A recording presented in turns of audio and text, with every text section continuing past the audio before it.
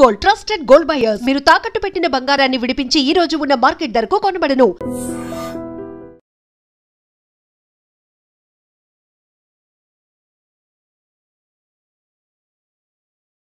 Welcome to iDream channel. This is Pavan. జగిత్యాలలో అయితే దారుణం చోటు చేసుకుంది. అభన్ శుభన్ తెలియని చిన్న పాపని అతి క్రూరంగా గొంతు కోసి చంపడం జరిగింది. అసలు ఎవరు చేశారు, ఎందుకు చేశారు అనే వివరాలు అయితే ఇంకా తెలియాల్సి ఉంది.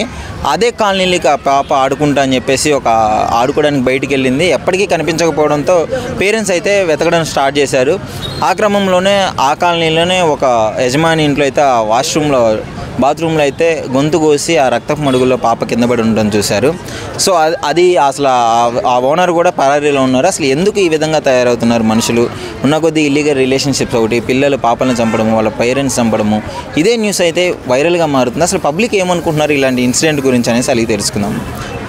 Hi bro. హాయ్ అండి.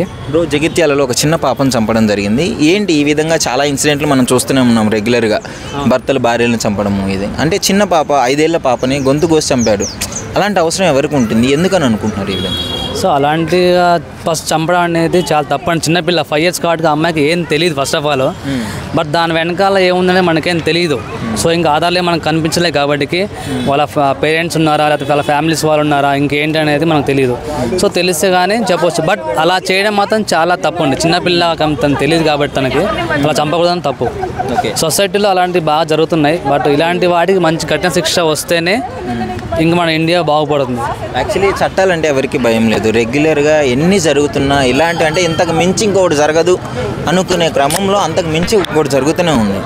సో మన ఇండియాలో ఏంటంటే దర్జాగా తిరగొచ్చు అండి. హత్య చేసినా కానీ ఎవరినైనా ఇంకేదైనా చేసినా రేప్ చేసినా కానీ దర్జాగా తిరగవచ్చు. ఎందుకంటే ఇండియాలో దానికి శిక్ష అనేది చాలా టైం పడుతుంది అవడానికి. సో అదే యూఎస్లో కానీ యూకేలో కానీ ఇలాంటి డైరెక్ట్ ఎన్కౌంటర్ చేస్తున్నారు. సో అలాంటి చట్టం మన ఇండియాలో వస్తే కానీ అప్పుడు ఇవన్నీ తగ్గుతాయి. లేకపోతే ఇంకొక ఇలా అయిపోతుంది మొత్తం.